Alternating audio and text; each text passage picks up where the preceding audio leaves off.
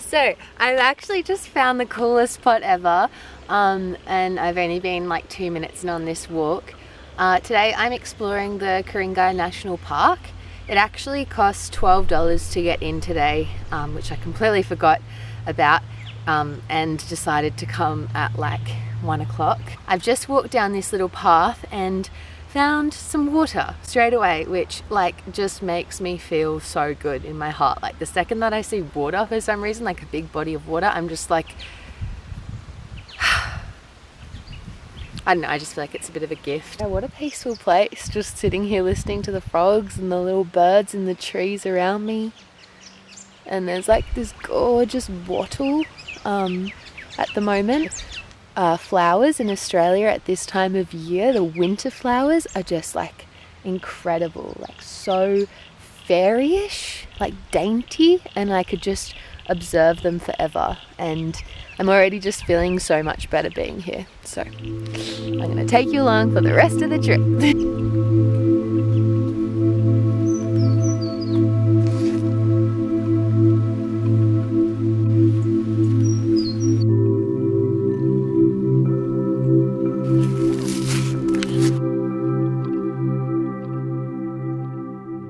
I talked a little bit about this tree behind me in another video.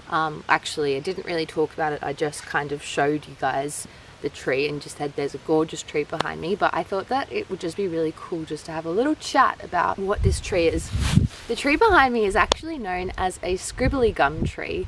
And those scribbles that you can see are actually caused by a type of moth larvae. The moth comes along and it lays its eggs. They hatch in the tree, and basically as the moth larvae move among the tree, they kind of like eat away at it, and they create these beautiful kind of tunnels, which honestly to me, they almost look a little bit like someone's written me a message that I can't understand, that it's not like in my language, but is so beautiful.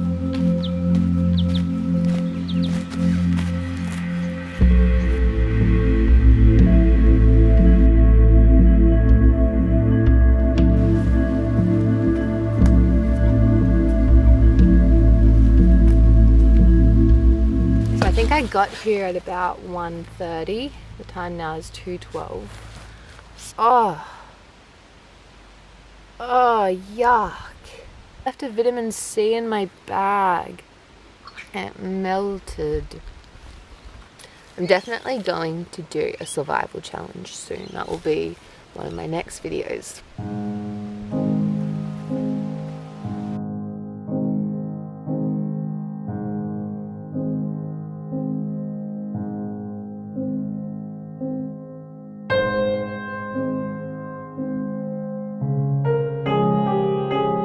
Talk about these flowers. I did a bush vigil in December last year. There are many different variations of doing vigils and visionary quests, but what I did with mine was I sat in the bush for 2 days and 2 nights.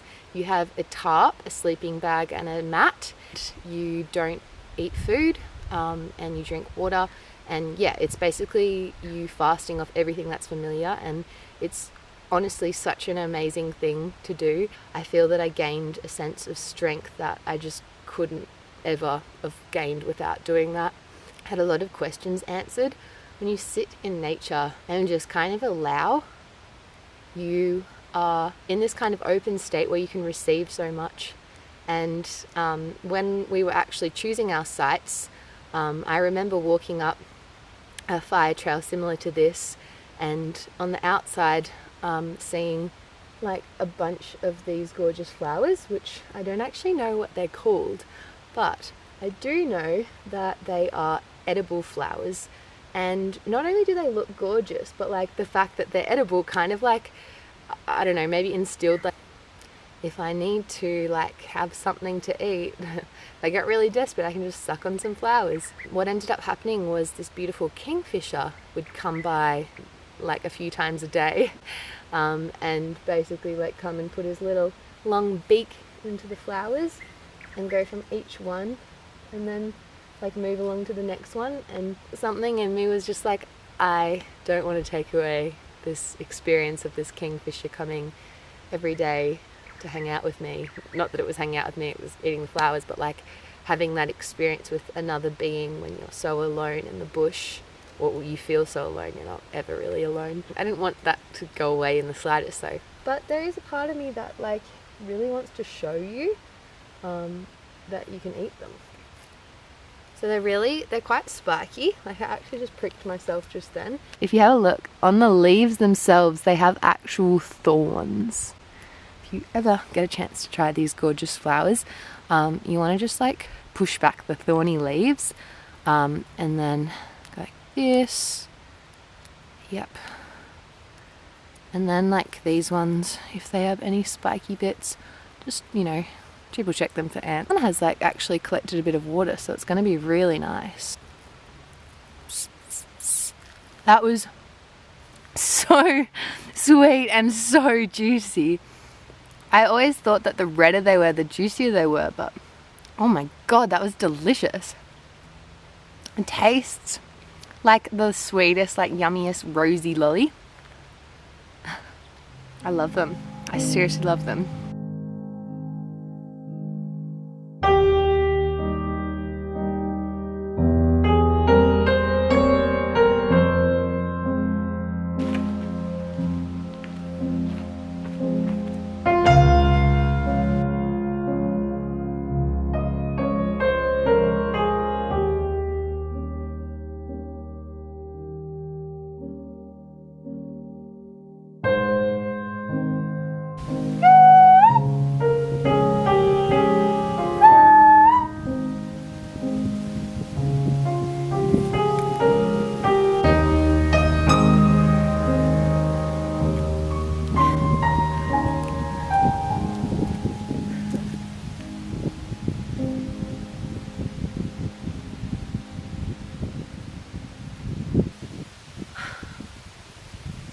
It is actually looking like it's gonna rain.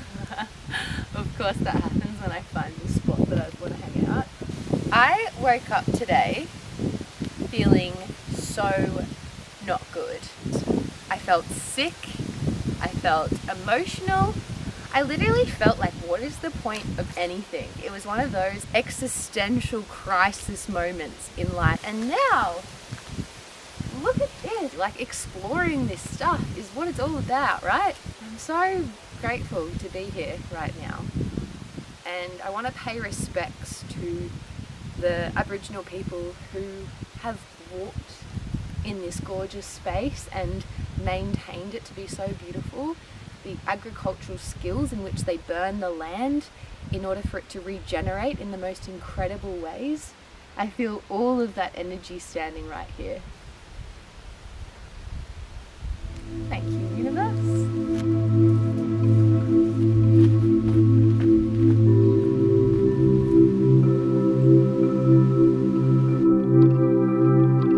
This makes me feel so good doing this, bringing my camera out, like filming things that I think are beautiful and intricate, even if nobody else thinks it's cool. Yeah, it doesn't really matter to me at all, because like I know in my heart what actually like makes my soul light up, and that is what I'm choosing to make my videos about. So yeah.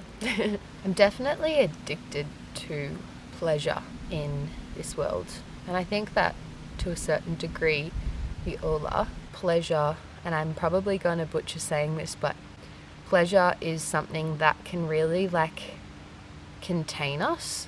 Like pleasure is a sensory thing. For example, food and stuff, we're using our senses to enjoy it, but because that pleasure is so good, sometimes we can overconsume and then we can be trapped in that pleasure, and it doesn't actually end up being a healthy thing for us. And that's really what I'm experiencing in life right now. Things that I've used for a really long time as crutches, or basically things that like I felt have really helped me, it's like realizing and gaining the awareness that like they are no longer helping me, and instead they are causing me to be a little bit trapped, because what I'm doing is like I'm getting that pleasure for that moment and then I am wanting it again, and you just like, it feels like you just can't get enough. This is something that's really quite current in today's society. A lot of my friends are doing things like vaping and drinking and all of this stuff, which I have absolutely no judgment for. I just recognize in myself that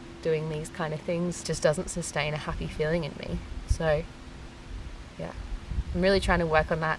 And in really trying to work on that, it can look a little bit hard, like it did this morning. I think understanding though that I have so much love for myself that I would do anything for myself in order to get past the use of certain things that I'm addicted to. I need to kind of go through a bit of an uncomfortable area, and that's not me being rude to myself or hating myself in any way, like going through the uncomfort and leaning into the sharp places, which is a Gabriella Roth quote, if anybody knows 5 Rhythms. Leaning into the sharp places is where growth can happen, and we can transmute energy